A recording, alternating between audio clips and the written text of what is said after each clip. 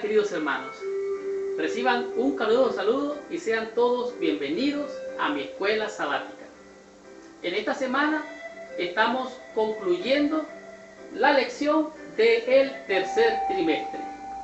Estamos estudiando la 13ª lección en esta semana.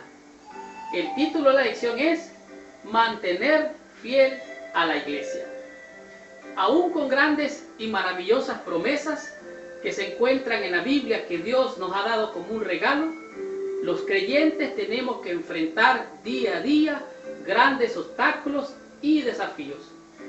Como ustedes saben, que la iglesia es como una planta que si no crece, seguramente lo más que va a pasar, esta planta va a llegar a morir. El cambio es la forma que Dios diseñó para las plantas, para en esta forma similar como la iglesia, al crecer y reproducirse, es como llevamos mucho fruto. En esta semana hemos de encontrar en esta lección grandes y maravillosas promesas, aún en medio de las tormentas que podamos enfrentar día a día. Por ejemplo, el apóstol Pablo enseña por qué nosotros hemos sido fieles por elección. Además, él nos muestra cómo estar seguros y con confianza en frente del mal. Seguidamente, él nos presenta dónde podemos encontrar la seguridad para que nuestras almas estén fieles y confiadas hasta que Cristo venga. Además, él nos enseña cómo la corrección puede ayudar a algunos miembros de iglesia que se han desviado de la fe a corregir sus vidas y a ponerse a tono con el Señor para poder ser fiel hasta que Cristo venga. Estudiemos esta lección, descubramos la bendición que Dios tiene para nuestro corazón en esta semana. Muy bien. El versículo base para la lección de esta semana a memorizar se encuentra en 2 de Tesalonicenses, en el capítulo 2, el versículo 15. La Biblia dice así: Así que hermanos, estad firmes y retened la doctrina que habéis aprendido, sea por palabra o por carta nuestra. El apóstol Pablo está diciendo una advertencia y está diciéndole a los hermanos, no os dejéis mover de la doctrina que nosotros les hemos enseñado, ni por palabra ni por carta que nosotros hayamos enviado. Aunque los cambios son necesarios algunas veces dentro de nuestra iglesia, nosotros tenemos que ser fiel a la doctrina que hemos creído. La iglesia adventista debe estar especialmente en guardia porque solo nosotros proclamamos este mensaje de la verdad presente. Es una gran responsabilidad que todos, laicos, ministros, debemos o no debemos de olvidar. Por medio de la revelación y el consejo guiado por el Espíritu, Dios ha conducido a la iglesia aún a más luz. En otras palabras, hay crecimientos y hay cambios que son para bendición y salvación. Pero hay cambios que pudieran perjudicarnos, que en vez de hacernos avanzar, pudieran hacernos retroceder. La luz del pasado ayuda a la iglesia a navegar por las traicioneras aguas del cambio. Dios no cambia, su palabra no cambia, y Jesucristo tampoco jamás cambiará el plan de salvación que tiene para ti y para mí. Estudiemos esta lección, descubramos la bendición que Dios ha preparado para nuestra salvación. Veamos qué nos dice el día domingo con relación a fieles por elección. Estudiemos la lección y recibamos nuestra bendición. Bien, la lección del día domingo tiene por título Fieles por elección divina, basada en 2 de Tesalonicenses, capítulo 2, versículo del 13 al 17. El lenguaje que Pablo utiliza en esta parte de la lección o en esta parte del libro de Tesalonicenses nos recuerda la oración al comienzo de Primera de Tesalonicenses. Pablo está volviendo al principio en cierta manera. Y él está de esta manera expresando su interés de que los hermanos no se desvíen del sendero al cual él les había enseñado cuando había estado presente. Por esta razón, escribe esta carta para aclarar todas sus dudas. El apóstol Pablo decía, pero nosotros debemos siempre dar gracias a Dios por vosotros, que desde el principio Dios os haya escogido a vosotros. Pablo está diciendo, Dios les escogió a ustedes, sean fieles a la elección divina. Y dice más, que ellos son santificados mediante la santificación por el Espíritu y la fe en la verdad. En otras palabras, somos santificados en la medida que nos relacionamos con la verdad. Con la verdad. ¿Quién es la verdad? Cristo dijo, yo soy el camino, la verdad y la vida. Estas palabras son pertinentes para nosotros hoy. Pero ¿qué más es la verdad?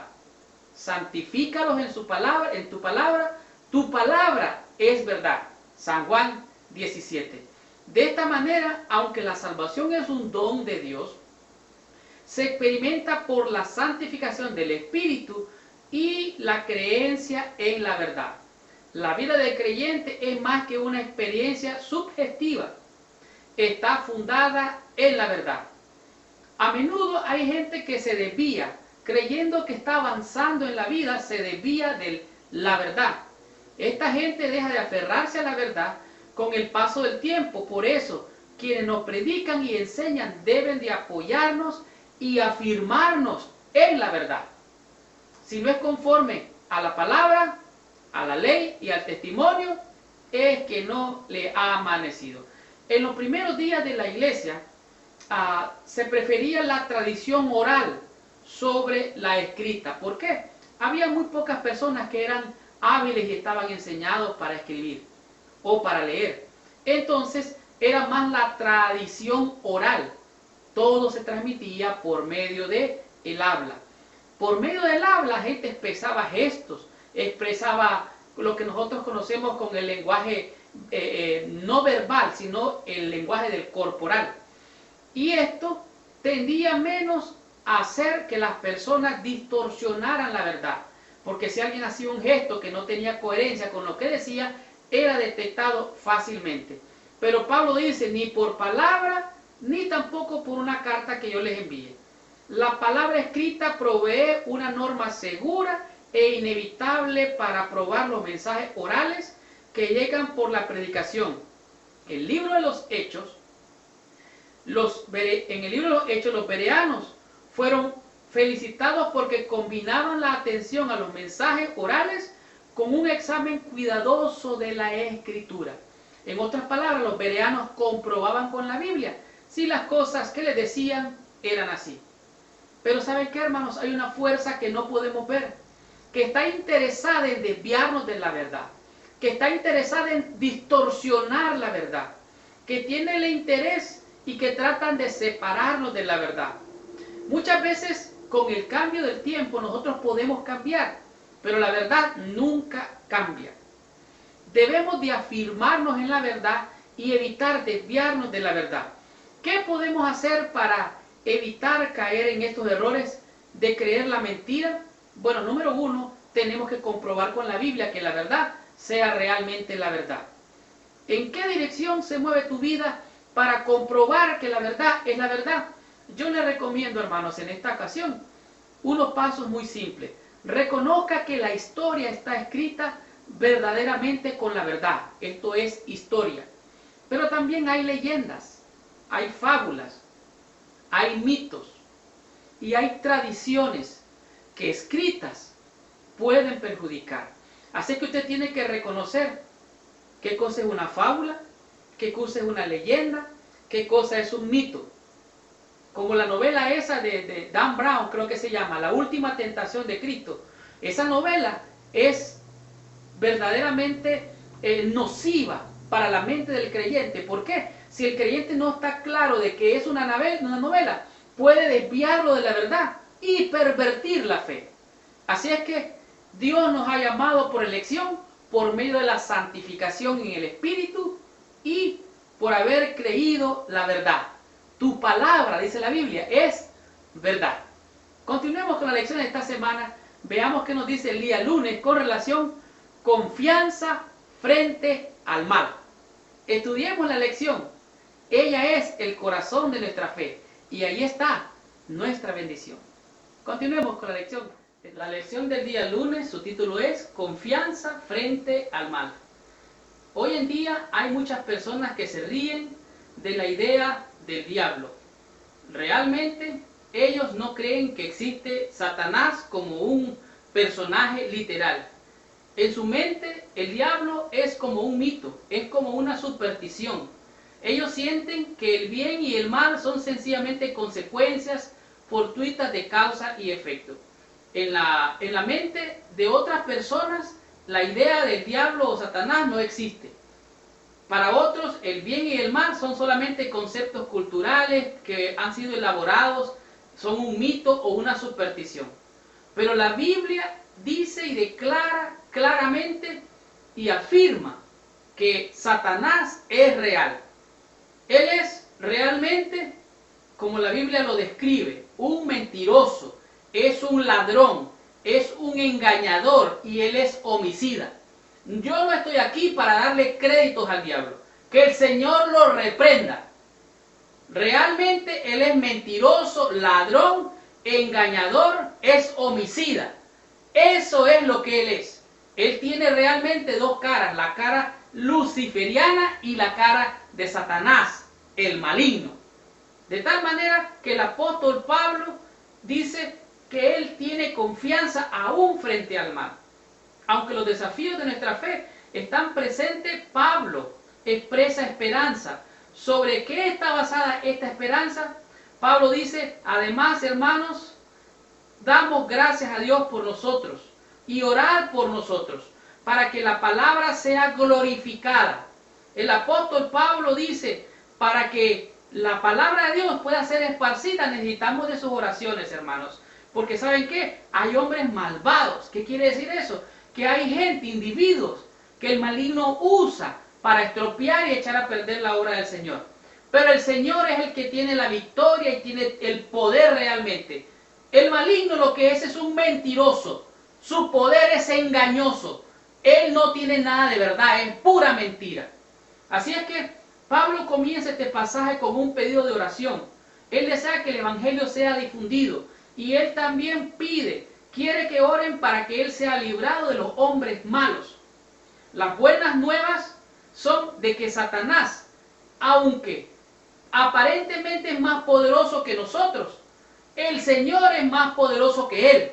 Y Jesucristo es un vencedor. Y él lo ha vencido y lo vencerá siempre.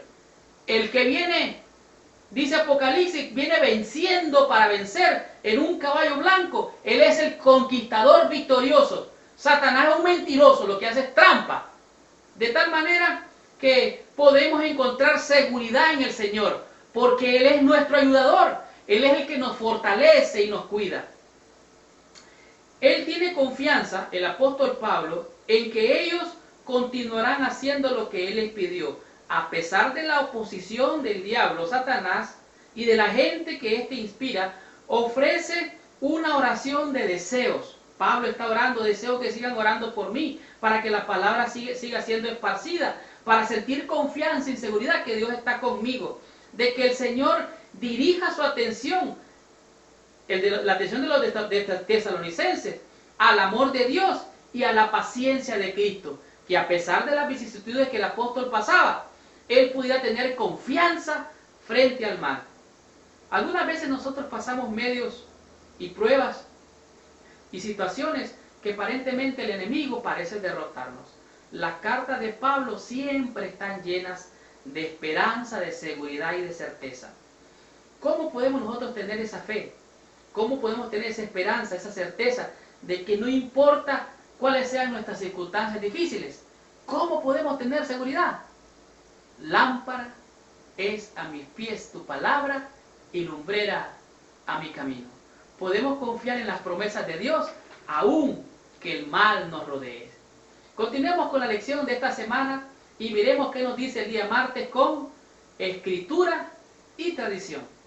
Estudiemos la lección y recibamos la bendición.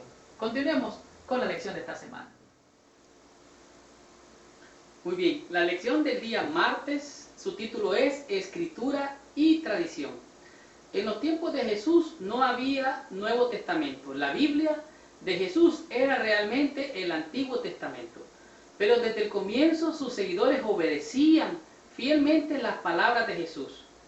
Por la inspiración del Espíritu Santo, los apóstoles fueron guiados a interpretar correctamente las palabras de Jesús y la importancia de sus acciones. Los escritos de los apóstoles fueron considerados igualmente a los profetas del Antiguo Testamento y fueron llamados escritura. Todo lo que los apóstoles escribieron fueron considerados como la escritura que hacían los profetas. El apóstol Pablo le dijo a los tesalonicenses: os rogamos, hermanos, que os apartéis de todo hermano que anda desordenadamente y no según la enseñanza que recibiste. Apártense de esos hermanos que andan desordenadamente, que andan con una conducta inapropiada, que están dando mal testimonio. ¿Qué es lo que estaba pasando? En los tiempos del apóstol Pablo, la gente creía tanto que Cristo venía, que algunos dejaron de trabajar, dejaron sus trabajos, dejaron el campo donde ellos sembraban la tierra, dejaron sus trabajos seculares que ellos tenían. ¿Por qué? Porque decían, si Cristo viene, ¿para qué seguir construyendo casas? ¿Para qué seguir haciendo esto? Y todavía en nuestra iglesia hay algunos hermanos que dicen, ¿para qué construir iglesias si ya Cristo viene? Entonces esta gente estaban desenfocada. Y el apóstol Pablo dice, apártense de esa gente que tienen la cabeza mal puesta. Apártense de ellos. Y dice el apóstol Pablo, ustedes hagan lo que nosotros les enseñamos, hagan lo que nosotros les dijimos, imítenos a nosotros. Tanto así que el apóstol Pablo, como ustedes saben, hacía tiendas, vendía tiendas y de esto él se mantenía. Él dice que el que predique el evangelio debe de vivir del evangelio. Y realmente los hermanos en Tesalónica lo que hacían era predicar, y entonces habían comunidades donde ellos comían y decían, si este no está haciendo la obra del Señor, apártenlo, que no coma. ¿Por qué? Porque no está haciendo la obra. Cuando Pablo llegó a Tesalónica, la iglesia primitiva consideraba los dichos de Jesús y las enseñanzas de los apóstoles como autoridad suprema. En otras palabras, ellos no usaban lo que hoy tenemos como conocido el Nuevo Testamento. La tradición era más fuerte. Para nosotros la tradición tiene una connotación, tiene un significado negativo, porque pensamos en las tradiciones de las iglesias populares. Pero para ellos la tradición era lo que ellos miraban, que hacían, los ritos que hacían en la iglesia primitiva, lo que enseñaban en la iglesia primitiva, la manera que se conducían los apóstoles, las cosas que los apóstoles hacían. De tal manera dice que la tradición en ese tiempo no era una palabra mala. Se refería a la memoria de la iglesia con respecto a los dichos y las acciones de Jesús e incluía las enseñanzas orales y los escritos de los apóstoles. La tradición era para ellos más o menos lo que las escrituras son para nosotros hoy. Los creyentes, para los creyentes la tradición era más que solo cartas de Pablo, incluía todo lo que el apóstol les había enseñado y también sus actos, y ellos debían imitarlo. Por eso el apóstol Pablo dice de la escritura, o sea, lo que ellos hablaban, lo que habían escrito, las cartas, y la tradición era su conducta. En otras palabras, la tradición eran la conducta, los rituales de conducta o su testimonio que ellos tenían. El apóstol Pablo dice, yo no comí de balde de vosotros, yo trabajé con mi sudor, les prediqué, pero yo no recibí ningún beneficio pecuniario de ustedes. Yo hice la obra por amor al Señor. Apártense de esos ociosos que solo andan haciendo disensiones en la iglesia, diciendo que ya Cristo viene, que no hay que hacer iglesia, que no hay que hacer esto o lo otro. La escritura está superior a la tradición actualmente. Y es ahora, como dice Isaías 8:20, a la ley y al testimonio. Si no fuera como eso, es que no lo ha amanecido. Continuemos con la lección de esta semana veamos qué nos dice el día miércoles con relación a trabajar y comer. Estudiemos la lección para recibir la bendición. La lección del día miércoles, su título es Trabajar y comer. ¿Qué problema singular afrontó el apóstol Pablo en la iglesia de Tesalónica de manera específica? Resulta que, como dijimos el día anterior, había un grupo, parece grande, de hermanos, miembros de la iglesia en Tesalónica, que habían abandonado sus trabajos, toda la obra que ellos estaban haciendo, porque habían sido, por así decirlo, captivados con la idea de que Jesucristo vendría pronto. Entonces ellos dejaron sus trabajos, no hacían nada y solo estaban entre la congregación causando problemas. No hacían la obra, lo cual significaba trabajar para el Señor. Entonces los que hacían la obra del Señor comían del, podemos decir, del restaurante comunitario de la iglesia en Tesalónica. Y Pablo les dice que él, como apóstol, él les dio un ejemplo y les dijo: ¿saben qué? Yo pudiera haber recibido de ustedes alimento, techo y hasta dinero. Pero como si yo tuviese derecho, ¿saben qué? No lo hice así para daros un ejemplo. En otras palabras, yo les di el ejemplo que aunque hacía la obra en el Evangelio, no me sostuve o me mantuve del Evangelio.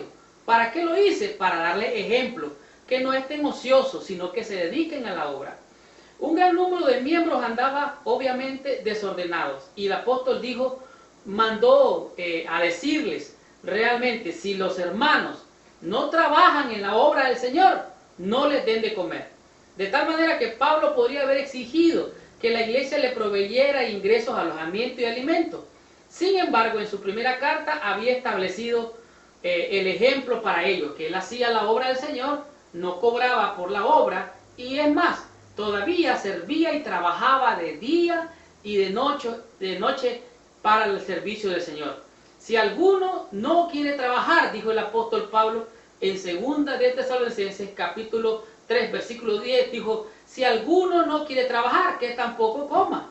Así es que aquí Pablo no está criticando a quienes cuidan a los que tienen necesidad, no, o que no pueden atenderse a sí mismos. Después de todo, Jesús mismo dijo: dejo un ejemplo poderoso de compasión hacia los indefensos o desamparados. En otras palabras, la gente que tiene necesidad de alimento, pero que no puede valerse por sí mismo, son dignos de recibir la bendición de la cual Dios nos da a nosotros.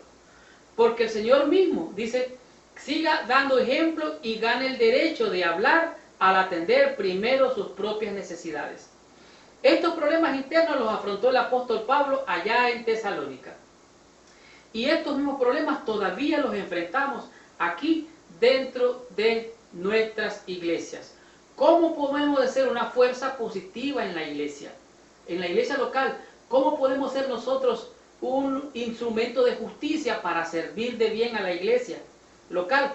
A pesar de nuestras propias faltas y debilidades, algunos hermanos piensan que nosotros somos totalmente perfectos.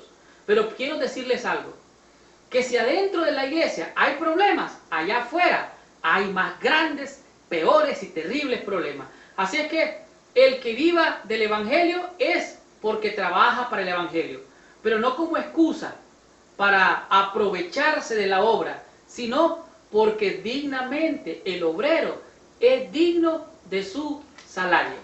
Continuemos con la lección. Veamos qué nos dice el día jueves acerca de amor fuerte. Estudiemos la lección. Allí está nuestra bendición. Continuemos con la lección de esta semana. Muy bien, la lección del día jueves tiene por título Amor fuerte. Según Mateo capítulo 18 del verso 15 al 17, allí muestra cómo trata la iglesia a alguien que ha sido desglosado por alguna falta. El apóstol Pablo da consejos a la iglesia en Tesalónica por estos asuntos. La pregunta es: ¿qué se debe hacer con una persona que ha caído en falta? ¿Cómo deberíamos de nosotros tratarlo como iglesia, aquel individuo que ha caído en falta? La Biblia es bien clara y enfática cuál es el proceso por el cual una persona, de alguna manera, siendo miembro de la iglesia, debe de ser juzgado por los santos en la comunidad de los santos. La Biblia dice así: por tanto, si tu hermano peca contra ti, ve tú solo tú solo, repréndelo. Si la persona que ha caído en falta reconoce su falta, dice la Biblia, habrá ganado a un hermano. El objetivo de la reprensión es solo uno, es ganar, es rescatar, es hacer volver al pecador. Así dice Santiago, si alguno hace volver a un pecador, cubrirá multitud de pecados y habrá ganado un alma. Y dice, pero si no te oye, ve tú con otro, porque en boca de 2 testigos se va a reconocer la falta. Si aún esos 2 no lo oyen, entonces llévelo ante los líderes de la iglesia y los líderes decidan qué hacer con él. Y si aún a los líderes no oye, entonces ya no se puede hacer nada. Tenerlo por gentil y publicano.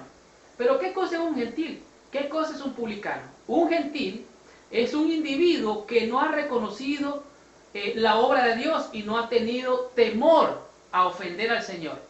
Y una persona que es un gentil es comúnmente llamado como un mundano. Un publicano eran aquellos individuos que eran del pueblo de Dios, pero que se habían hecho del lado de los romanos y colectaban impuestos, cargaban onerosos impuestos al pueblo y a veces extorsionaban y sacaban más de lo que debían de cobrar. De esta manera se consideraban ellos miembros del pueblo de Dios que habían traicionado a su pueblo. Tenerlo por gentil, mundano, o como publicano, como un traicionero. De tal manera, el apóstol Pablo dice, el perdón debe ser la meta de la reprensión. Debe de ser por 2 o más personas para que sea reconocido ese juicio. La iglesia debe evitar encontrarse con el ofensor como la sociedad esquivaba a los gentiles y a los publicanos, o podía tratar al expulsado, como Jesús trató a los gentiles y a los publicanos. ¿Cómo los trató? Con perdón, con amor y buscando cómo redimirlos. El apóstol Pablo en algunos casos demostró que el perdón era lo más adecuado. La persona disciplinada debe ser tratada como miembro de la familia, pues el ofensor es un hermano por quien Cristo también murió. Así es que el objetivo de la reprensión es solo uno, es reprender, pero ¿para qué? Para salvar. De esta manera, el amor que se está demostrando es un amor fuerte, como dice la lección de este día. Esta ha sido la lección del tercer trimestre del año 2012. Vamos a estudiar la conclusión para recibir total bendición con esta lección.